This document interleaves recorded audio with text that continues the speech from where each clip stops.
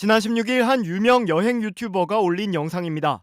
서울을 찾아온 베트남 지인들에게 명소를 소개하기 위해 종로구 광장시장을 찾은 유튜버. 한 식당에 앉아 15,000원짜리 모둠전 한 접시를 시킵니다. 모둠전을 하나 주세요. 우선 주세요. 그런데 식당 측에선 자꾸 모둠전으로는 부족하다며 추가 주문을 강권합니다. 이거 하나 먹고 시킬게요.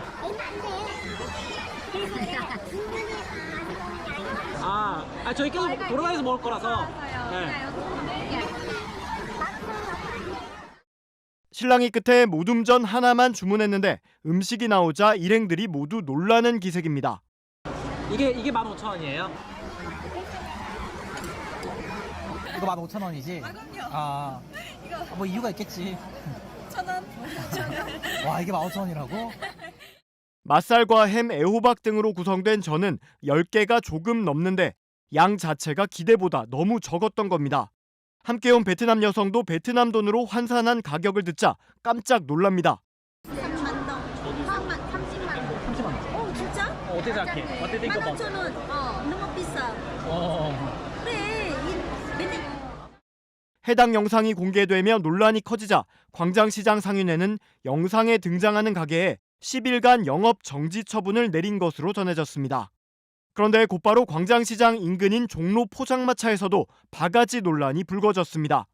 온라인 커뮤니티에 종로 포장마차 실태라는 글을 올린 한 작성자는 종로 3가역 인근 거리를 방문했는데 한 포장마차에서 충격을 받았다고 말했습니다. 석화 2만 원어치를 주문했는데 초고추장을 올린 석화가 고작 7개 나왔다는 겁니다. 작성자는 해산물을 좋아해 자주 먹는데 이런 가격은 처음이고 재료를 보관하는 곳에서 심한 악취가 났다며 위생 상태에 대한 문제도 제기했습니다.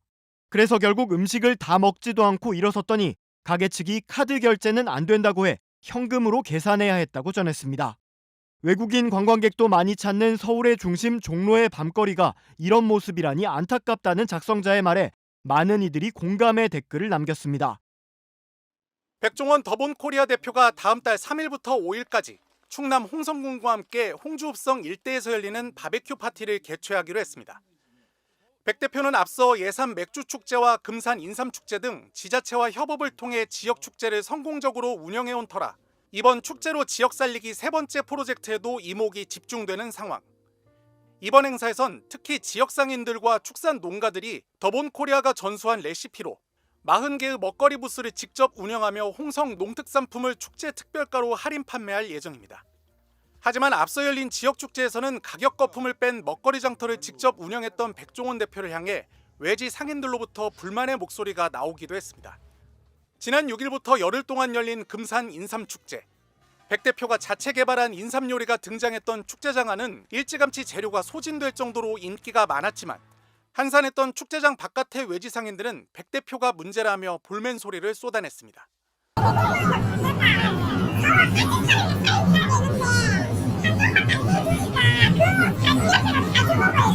너무 예쁜 와서 봉사해야지. 백 대표는 외지 상인들이 파는 음식들을 직접 맛보기도 했는데 한 컵에 10,000원에 팔리는 인삼 떡볶이에선 정작 인삼을 찾기 쉽지 않았습니다. 근데 이거 먹어봐야 뭐야 맛이야 뭐 인삼이 들어갔구나. 아니 뭐야 파냐? 나는 또 그래도 컨셉이라도 인삼이라도 이만큼 넣는 줄 알았는데 이러니까 우리가 욕먹지. 백 대표는 축제 기간 사유지 소유주에게 1,000만 원 넘는 자릿세를 내고 이를 메우려 부실한 음식을 비싼 값에 팔 수밖에 없는 상인들이 자신의 이런 시도를 곱게 보기 어려울 것이란 점도 인정했습니다. 제가 요즘 잠을 잘 자는 게 전 욕먹으면 잠을 잘 자는데 잠이 쏙쏙 오는 게 아마 어디선가 제 욕이 엄청나였을 것 같더라고요. 저게 원흉이라고 그랬을 건데 얼마나 꼴보기 싫을까? 저도 상처받아요 진짜로. 근데 해야지 누군가는 해야 될 거 아니에요. 백 대표는 축제 장사가 1년 농사 같을 외지 상인들에게는 죄송하다는 말씀을 드리고 싶다면서도 누군가는 해야 할 일이라며 합리적인 가격의 먹거리 장터를 계속 이어나갈 뜻을 밝히기도 했습니다. 응원하는 분도 있지만 시선이 별로 좋진 않아. 당연해. 왜냐면 우리가 어떻게 보면 외지인이 들어와서 물을 흘린다고 생각할 수 있잖아요. 근데 사실 이게 좀 멀리 보면 물을 흘리는 게 아니라 축제를 살리자는 건데 잘 이겨내야지. 나 옛날에 더 심했어. 파이팅! 소들!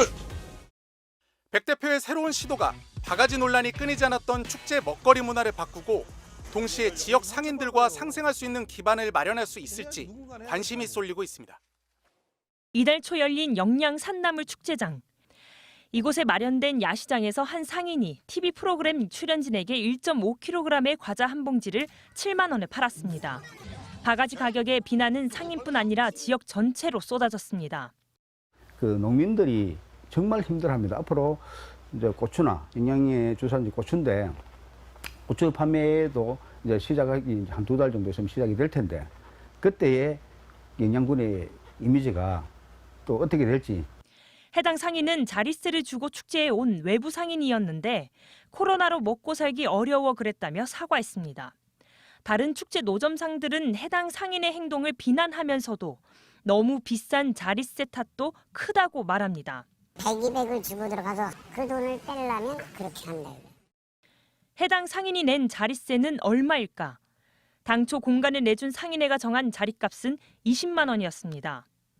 아니 상인은 장사가 덜 되지요. 그 차려놓으면. 그 하루에 5만 원이니까 다 알렸으니까 한 번 20만 원씩이지 뭐. 그런데 실제 상인이 낸 자릿세는 9배나 많은 180만 원이었습니다. 축제 공간을 돈 주고 산 뒤 외부 상인들에게 파는 브로커들이 끼어 있었던 겁니다. 야시장 천막, 전기료, 공연단 섭외 등 야시장 운영 비용과 수수료까지 더해 중개료를 뗀다는 겁니다. 500이다. 이래 되면 잘못하면 코털이 하는 사람이 1,500까지 올라가는 거야. 중간에 다 붙여먹으니까. 축제 자릿세에 대한 기준이나 폭리를 단속할 규정이 없기 때문에 노점상들은 따를 수밖에 없습니다. 내분 정보를 그 지역 사람들이 잘 알지 우리는 모르잖아. 규모가 큰 축제에선 지역 상인회가 직접 자릿세를 받거나 경매에 붙이는 경우가 있지만 인기 축제일 경우 자릿세가 이미 수백, 수천만 원 하는 경우가 많아 부담되기는 마찬가지입니다. 손도 벌어놓고 먹고 살다고 한 군데 깨지면 한 군데 내키고.